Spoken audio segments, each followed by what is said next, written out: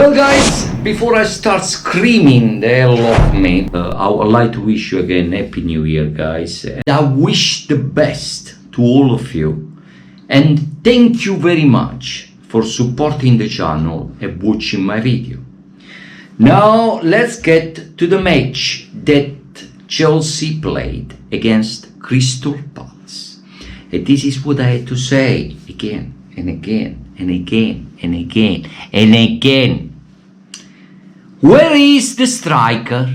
When we get the striker, when we get the striker, when you decide finally to bring in a decent striker that put the bloody ball in a bloody net?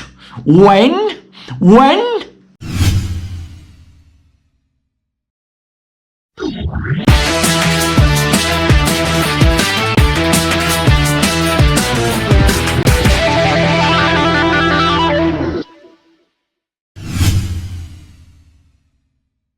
Because really, we can't always rely on Cole Palmer to become a striker or to be a striker, because he's a forward midfielder. Well guys, welcome back to another of my video. I'm really sorry if I'm so emotionally involved in a way I let myself off completely. But when I see the team I support carry on playing this way, then it started to piss me off, literally. Because against Crystal Palace was the continuation of what we left behind in the previous games. And this is becoming a carousel now. A carousel. And we need to stop this. We need to stop this!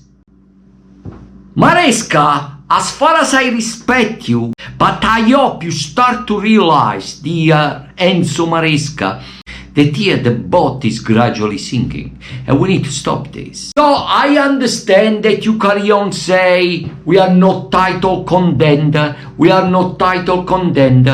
but don't wish that, please. Before I start to analyze the game against Crystal Palace, let's talk about the positive. Well, the positive is Achiampong has been started the game from the very first minutes, and he proved to be a massive addition to the Chelsea squad. He's a promising central defender, and we don't need to look also where to try to find a good central defender. Maresca gave us the terrible news that Wesley Fofana will be out injured for a very, very long time. The idea of using Achiampong instead of going and spend million and buy another central defender is was a very good idea from Maresca. Another positive from the game against Crystal Palace was that, again, without having decent striker, we have a fantastic forward midfielder that is also a top class player in Cole Palmer. Again, thanks to Cole Palmer, we managed to score a lot of goals. A job that should be done well by a striker. And, you know, the striker is there, Nicolas Jackson. Now, guys, you think I got something personal against this striker. But let's put it away. This striker is not a competent striker. Is not a competent striker. I understand that against Crystal Palace there was total domination from Chelsea. We should have won the game. We should have been awarded a penalty in the second half when Neto was brought down in a box. I understand that. I even understand that Palmer unfortunately caused the equalizer for Crystal Palace. I understand that we missed again and again so many opportunities, and most of them again were missed by the striker, Nicolas Jackson. And I get back to Ben, and again I'm mentioning the same name, Nicolas Jackson. We all talking about and emphasize the work that this striker put, because he holds the ball and allow Chelsea play well. But when it comes to put a ball at a bloody freaking ball in a net, Nicolas Jackson, white, on top of the goal, to the stand. So he missed 6-7, he scored 1. Should I adulate Nicolas Jackson? Come on, man. Should I tell Drogba to come back and play at his age? Perhaps he will do much better. Come on. Well, don't look for many players in this January transfer market. But we need a striker. We need a bloody striker. Go and get a striker. Well, there were voices suggesting that Nkunku may go to Arsenal. Are you serious? Are you serious?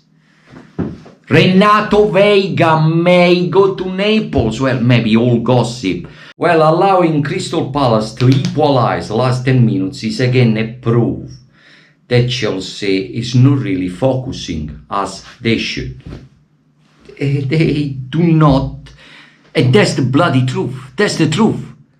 Because you cannot allow a team like Crystal Palace to equalize right at the end when you are dominating the game.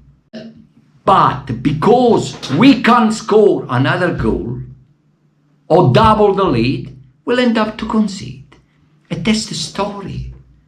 That's the logical story of football. If you don't score, you concede. If you don't score, you'll end up to lose. And this is what is happening to Chelsea right now. Maresca knows that. Of course he knows that. He's a fantastic manager. Definitely better than Pochettino from the tactical point of view, a strategical point of view. He's playing a fantastic game, fantastic football. But you know what he misses? You know what Maresca miss? Confidence. Confidence. You know who's got confidence? Managers that have already won. He hasn't won yet. That is why he's got no confidence. And that is why he's persevering in saying that Chelsea are not title contenders. And that is why it's pissing me off. Because you, from the psychological point of view, you shouldn't even say that. When they ask you in press conference, you shouldn't say, no, we are not title contenders. You should say, we may do. We may make it because we have a young team. And when you say that, you don't need to say in the next 10 years. You need to say next year, in the next 5 months. We don't want to wait 10 years. Even if you have a young team, a promising team, there is the fundament to create such a wonderful, professional, winning team. But you need to do it quick. Because let me tell you, Enzo Maresca, as far as I love you, you come from my village, and I respect you. Under Abramovich, if you carry on playing the way you do, if you carry on getting this result the way you do, you would have been sacked. Now, I know there is gossip that maybe Abramovich may come back. I hope it's true. I really do. I really do. But Maresca, Enzo Maresca, caro Maresca, prendi un attaccante, go and get a bloody striker, because we need one. Because Nicolas Jackson is not a good striker. Nkunku is not good enough because he's not really a striker. He's a more of a number 10, and you say that, and you mentioned that so many times. He's a forward midfielder.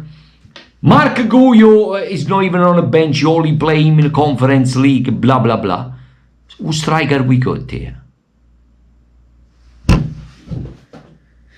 Well, I'm losing my voice. I'm losing my voice, guys. Well, it's frustrating because you see most of the Chelsea player, playing fantastically well. Malo Gusto was fantastic. Acheampong has impressed all of us so far.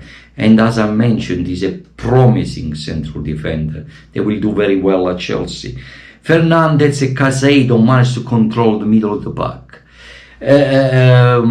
Cole Palmer, apart from the mistake he made by his human, was again brilliant.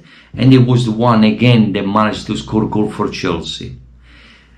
Apart from that, one tiny mistake cost us 2 points. And again, we miss opportunities. Opportunities after opportunities. Why? Because we need to score more goals. If Chelsea had scored another 2 goals or 1 or 2 goals in the first half, the game was done. 3 points were there. Bingo! But ironically, you know what I should say? Thank you, Mateta, for equalizing for Crystal Palace, because you ring the bell. The alarm bell for Chelsea again. We need to wake up. Wake up! Now! Wake up! I don't want to waste my time anymore. I say it in a previous video. Wake up before it's too late. Now, next game against Bournemouth at Stamford Bridge this Tuesday coming is a must-win, guys. And I tell you, it's a must-win. We need to win the game and get the 3 points, because otherwise, hasta la vista, baby, get back to where we once belonged. I mean, I'm talking about last year. We kindly regressing, not progressing, regression. We need to stop this regression. RI means progression. I hope Maresca understand that. Okay, so guys, I'm really sorry I'm so vulnerably, emotionally involved when I'm talking about Chelsea, but I can't really help myself. I love this team too much, and I just say what I think, really.